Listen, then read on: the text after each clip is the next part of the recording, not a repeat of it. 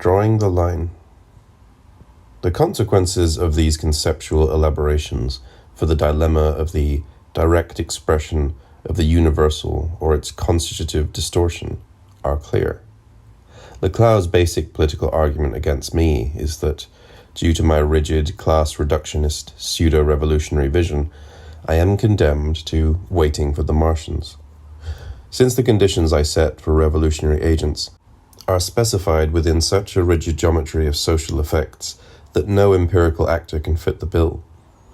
However, in order to sustain the appearance that I am talking about real agents, I have to have recourse to the process of Martianization, to attribute to actually existing subjects the most absurd features while keeping their names so that the illusion of a contact with reality is maintained.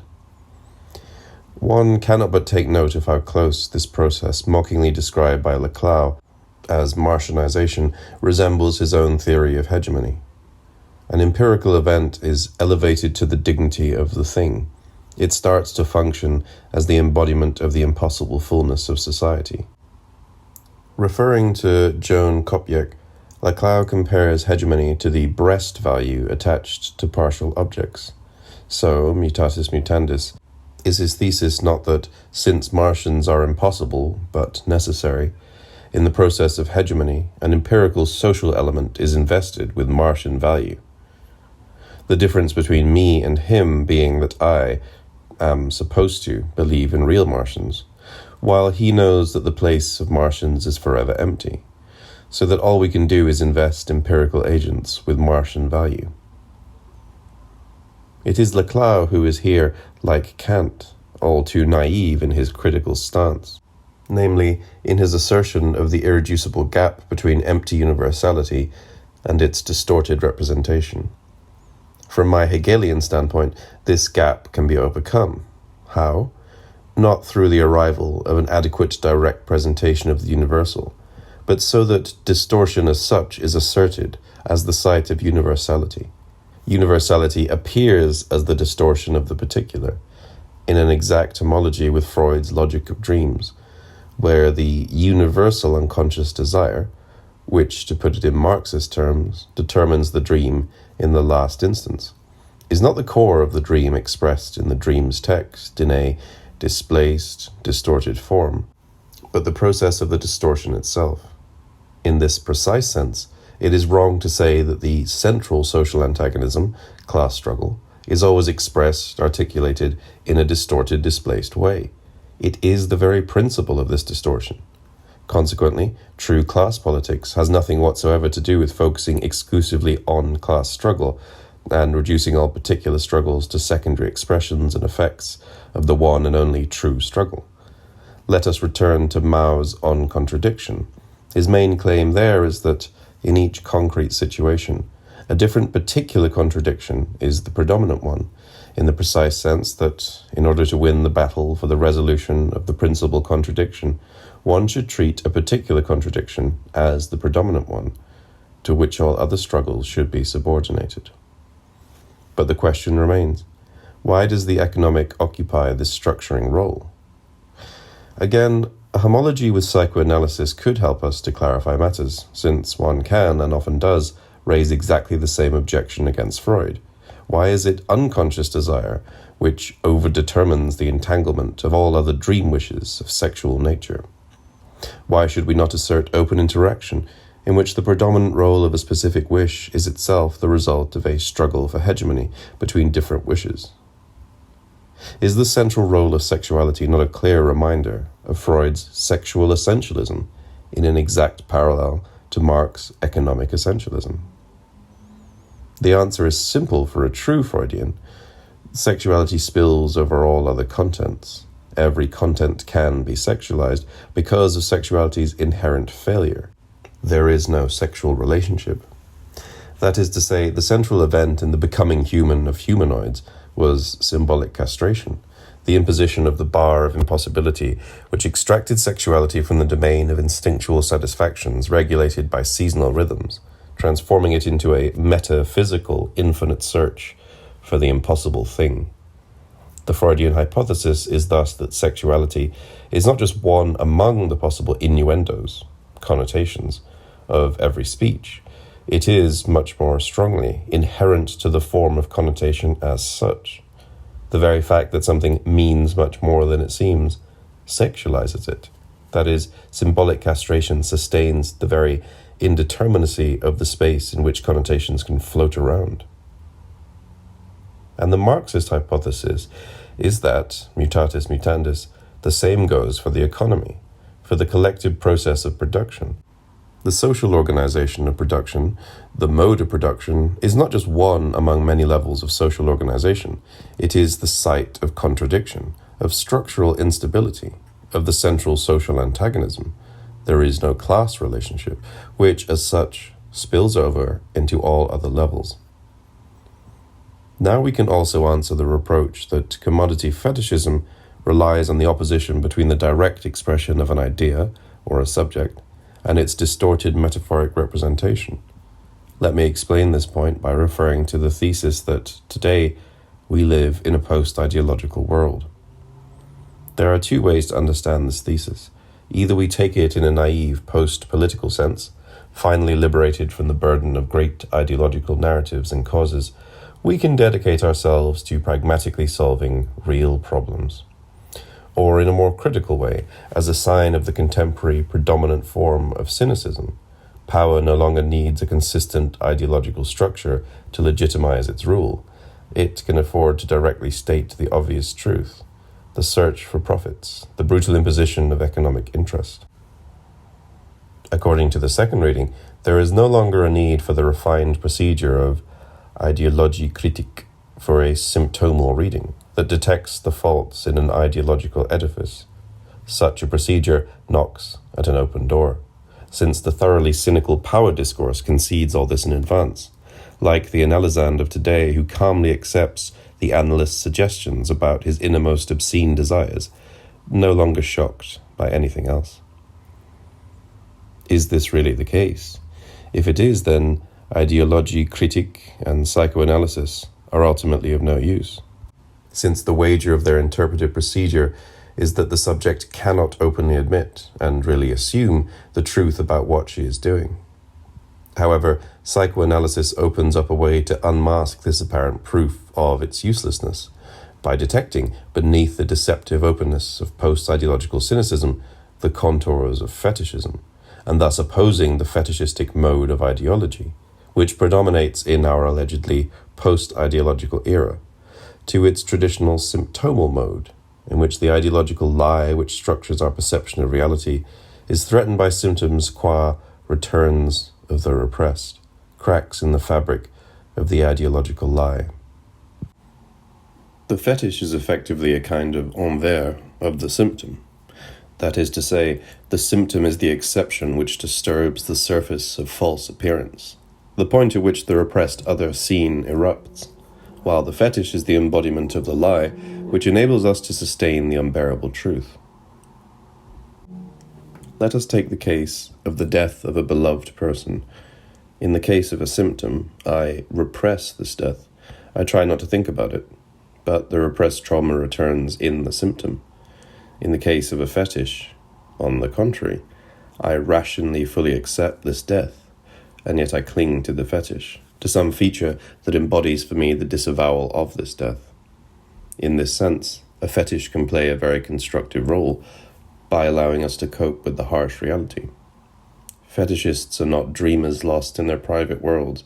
They are thoroughly realist, able to accept the way things effectively are, since they have their fetish to which they can cling in order to cancel the full impact of reality. There is a wonderful early short story by Patricia Highsmith, Button, about a middle-class New Yorker who lives with his intellectually impaired 9-year-old son, who babbles meaningless sounds all the time and smiles, with saliva drooling from his mouth. Late one evening, unable to endure the situation any longer, the main character decides to take a walk in the lonely Manhattan streets, where he stumbles upon a destitute homeless beggar who pleadingly extends his hand towards him. In an act of inexplicable fury, the hero beats the beggar to death and tears a button from his jacket. Afterwards, he returns home a changed man, enduring his family nightmare serenely, capable of even a kind smile for his handicapped son. He keeps this button all the time in the pocket of his trousers, a perfect fetish, the embodied disavowal of his miserable reality, the constant reminder that, at least once, he had been able to strike back against his miserable destiny. In Stasi-land, Anna Funder describes an even crazier case of the fetish, which occurred in the real life of Hagen Koch, the GDR Stasi officer who attracted the attention of the world's media on August 13, 1961, when the GDR authorities started to build the Berlin Wall. His dubious honor was as the man who literally drew the line of the wall, a worker in the map department of the Stasi. He was ordered to mark with white paint the exact line that separates East from West Berlin, so that the wall could then be constructed at the appropriate place. For a whole day, he was seen and photographed, walking slowly with one foot in the east and the other in the west, and drawing the line. It is as if this in-between position somehow symbolized his basic attitude towards political reality. He was leading a life full of compromises and hesitations, oscillating between fidelity to the GDR regime and acts of small rebellion. Among other things, he married a girl from a non-communist family in spite of the opposition of his Stasi superiors. Finally, he got sick and tired of his Stasi job, asked for a transfer, and was allowed to move to a post in the regular army. At this precise point in his life, he committed something of an act. When emptying his office in the Stasi building, he noticed for the first time a cheap, kitsch, gold-painted plastic plate hanging on the wall by his desk, a ridiculous official recognition of the honorable third place his unit had won in the Stasi ranking for work in culture. He smuggled this plate out beneath his coat as his act of small private revenge for all the compromises and humiliations of his life. Stealing this plate was the only thing for which he could summon enough courage. He drew the line here, this time, literally, and he held it because, to his surprise, and as befits the German bureaucracy, there were reactions to and consequences of his act, more numerous and stronger than he had expected. First, 3 weeks later, 2 Stasi superior officers visited him at home, accused him of stealing the plate, and demanded that he return it. He denied it, and upon request, signed a sworn statement that he had not taken it. Then, years later, after Die Wende, he improvised in his apartment a small private museum about the wall, where things were presented from the Eastern perspective. Since he was also known as the person who had drawn the line of the wall in 1961, this caused some interest, and in 1993, he was interviewed in his flat on TV, with the stolen plate hanging on the wall behind him. A technician asked him to remove the plate because it reflected the light and caused too much glitter. Koch furiously refused to do it. "I'll do anything for you, but the plate will stay where it is." The plate stayed there. However, a couple of days later, after the report on his museum was shown on TV, a Treuhand agent, Treuhand was the federal agency dealing with the fate of GDR state property, appeared at his door, again demanding the plate. According to the new law, GDR state property had now become the property of the United Federal Republic of Germany, and since he had stolen the plate, he now had to return it. Koch furiously threw the agent out. The agent left with threats of a court procedure. Weeks later, the agent again visited him, informing him that the charges of the theft of state property against him had been dropped. The stolen object was of minimal value, and his crime had taken place years earlier, so that the deadline for judicial action had passed long ago. However, the agent informed him there was now a new charge raised against him, the charge of false testimony to the Stasi, since decades ago he had signed the statement that he had not stolen the plate. And this false sworn statement still was a punishable crime. Koch threw the agent out again, but his troubles continued. Because of rumors that he was a thief, his career suffered, and his wife even lost her job. As Koch put it to Anna Funder, "All the courage I had is in that plate. The whole shitty little skerrick of it. That's all I had. that plate stays there.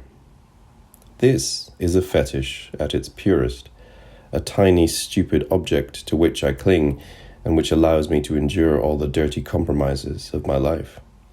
Do we not all have, in one or another form, such fetishes? They can be our inner spiritual experiences, which tell us that our social reality is mere appearance, which does not really matter. Our children, for whose good we do all the humiliating things in our jobs, and so on and so forth. Let us turn to the standard reproach that commodity fetishism relies on the opposition between direct expression of an idea, or a subject, and its distorted metaphoric representation. This reproach only holds if one sticks to the simplistic notion of the fetish as an illusion, obfuscating the true state of things. In psychiatric circles, there is a story told about a man whose wife was diagnosed with acute breast cancer and who died 3 months later. The husband survived her death unscathed, being able to talk coolly about his traumatic last moments with her. How? Was he a cold, distant, and unfeeling monster? Soon his friends noticed that, while talking about his deceased wife, he always held a hamster in his hands, her pet object, and now his fetish, the embodied disavowal of her death.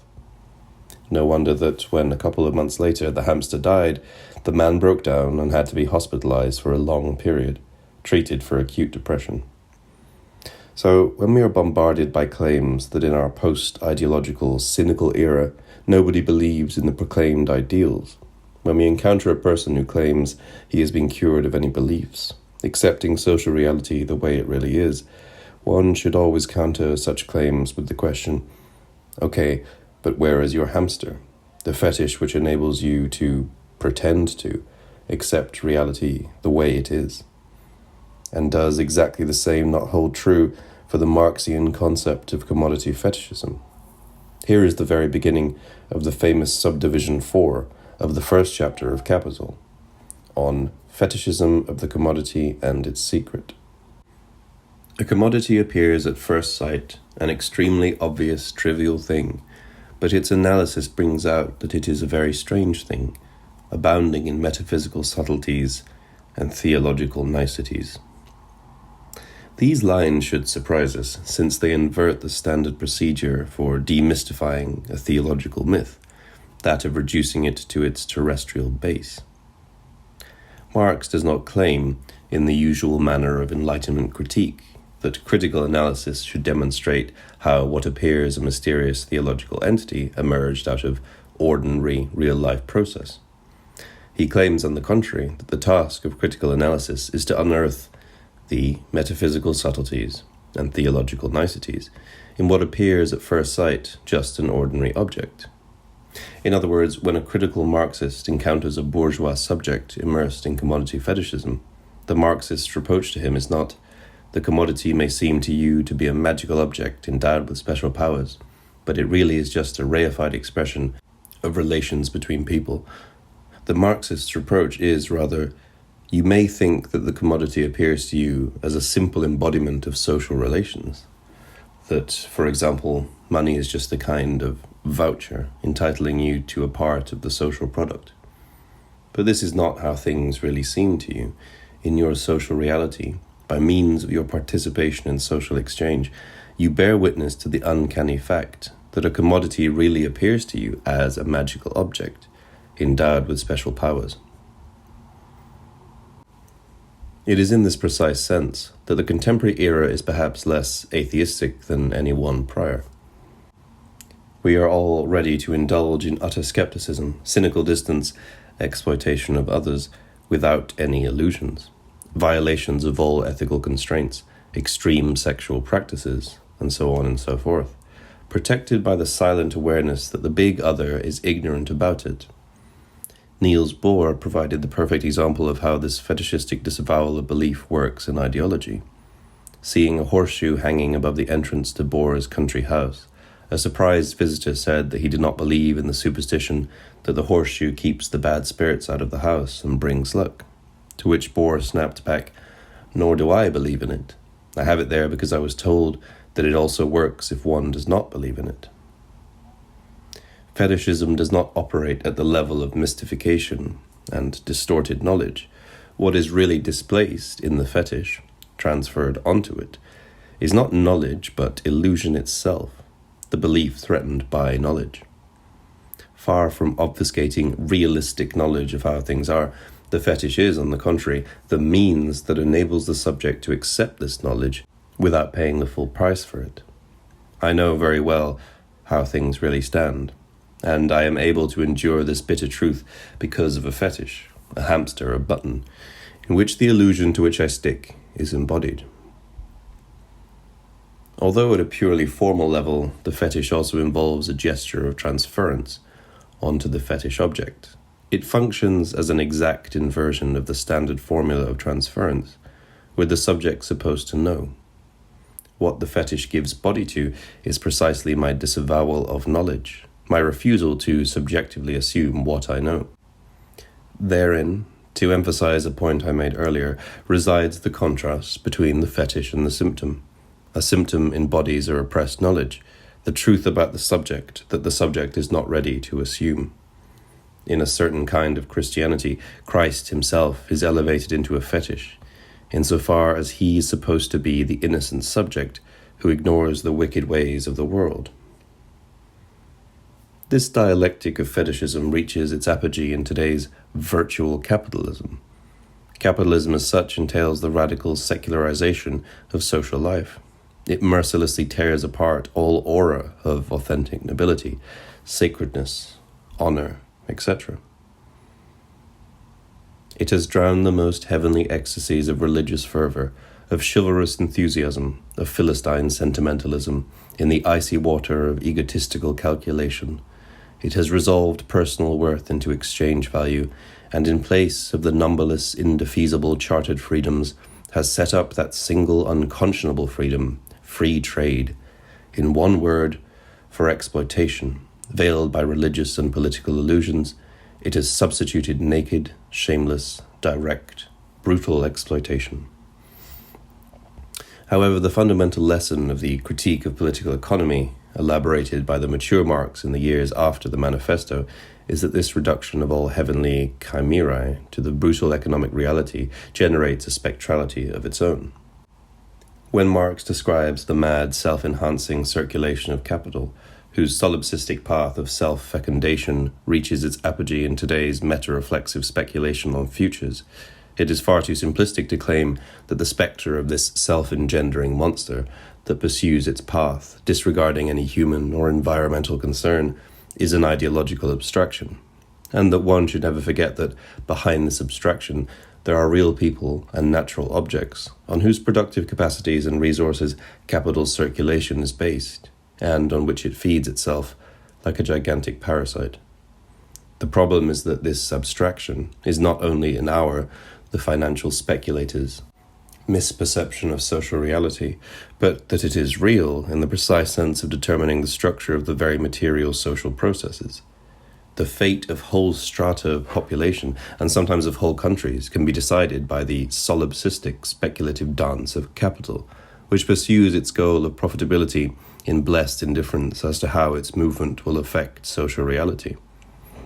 Today, is this not more true than ever? Do phenomena usually designated as virtual capitalism, futures trading, and similar abstract financial speculations not point towards the reign of the real abstraction at its purest, much more radically than in Marx's time?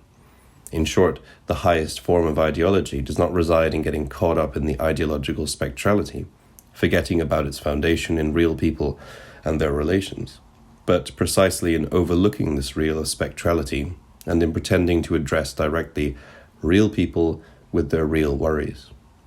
Visitors to the London Stock Exchange get a free leaflet, which explains to them that the stock market is not about some mysterious fluctuations, but about real people and their products. This is ideology at its purest. The standard Marxist topic of reification and commodity fetishism still relies on the notion of the fetish as a solid object whose stable presence obfuscates its social mediation. Paradoxically, fetishism reaches its acme precisely when the fetish itself is dematerialized, turned into a fluid, immaterial, virtual entity. Money fetishism will culminate with the passage to its electronic form, when the last traces of its materiality will disappear. Electronic money is the third form, after real money, which directly embodies its value, gold, silver, and paper money, which, although a mere sign with no intrinsic value, still clings to its material existence. And it is only at this stage, when money becomes a purely virtual point of reference, that it finally assumes the form of an indestructible spectral presence. I owe you $1,000, and no matter how many material notes I burn, I still owe you $1,000. The debt is inscribed somewhere in the virtual digital space. It is only with this thoroughgoing dematerialization, when Marx's claim from the manifesto that, under capitalism, all that is solid melts into air, acquires a much more literal meaning than the one Marx had in mind. It is only at this point that what Derrida called the spectral aspect of capitalism is fully actualized. One should thus reject the enthusiastic claims regarding our entry into a new era of virtual capitalism. What this new era makes visible is a virtual dimension which was here all the time. Recall Kant's rejection of the ontological proof of God's existence, which takes as its starting point his thesis that being is not a predicate. If one knows all predicates of an entity, its being, existence, does not follow. That is, one cannot conclude being from a notion. The departure from Leibniz is clear here, according to whom two objects are indiscernible if all of their predicates are the same. The implication for the ontological proof of God is clear, in the same way that I can have a perfect notion of 100 thalers and still do not have them in my pocket. I can have a perfect notion of God, and God still does not exist. The irony is that Kant talks about thalers, money, whose existence as money is not objective, but depends on notional determinations. True, as Kant says, having a concept of 100 thalers is not the same as having them in your pocket, but let us imagine a process of rapid inflation which totally devalues the thalers. Yes, they are still there in my pocket, but they are no longer money, just meaningless, valueless coins. In other words, money is precisely an object whose status depends on how we think about it. If people no longer treat this piece of metal as money, if they no longer believe in it as money, it no longer is money. The lesson of these paradoxes is the odd overlapping of cynicism and belief. While capitalism is resolutely materialistic, what ultimately matters is wealth, real power, pleasures. All other things are just noble lies, chimerae covering up this hard truth.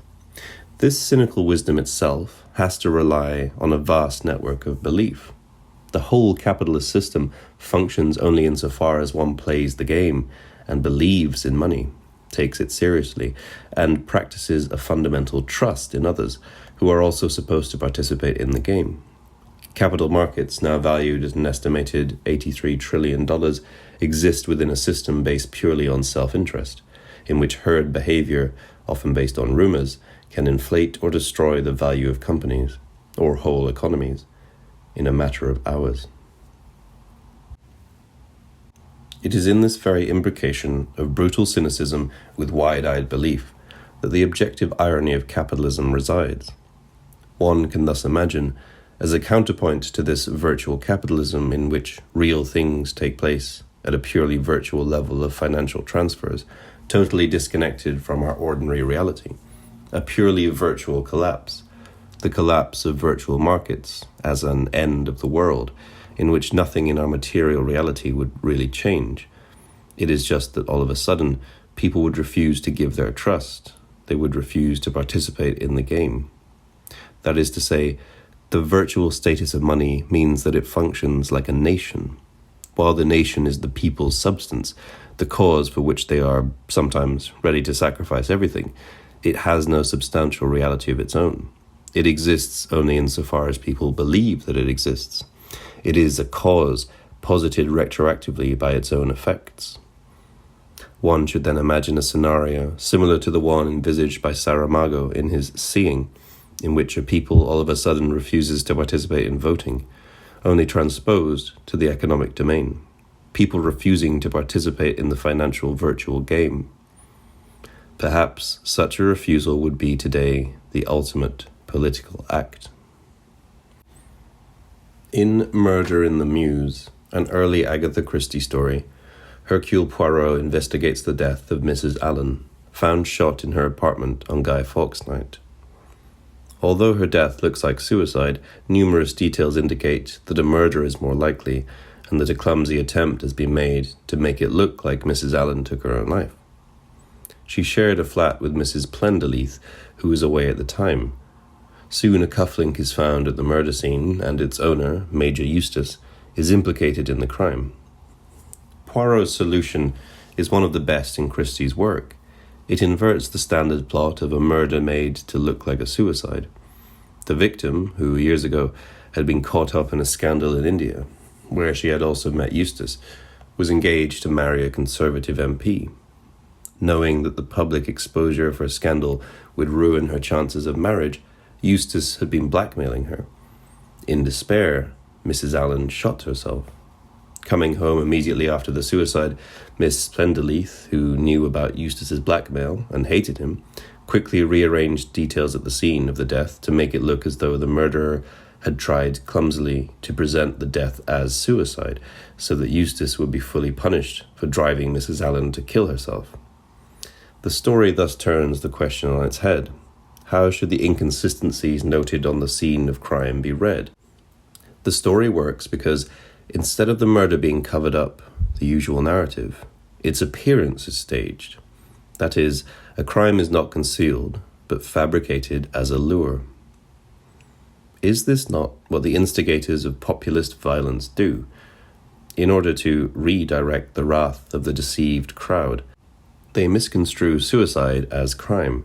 In other words, they falsify the clues so that a catastrophe, which is a suicide, the result of imminent antagonisms, appears as the work of a criminal agent.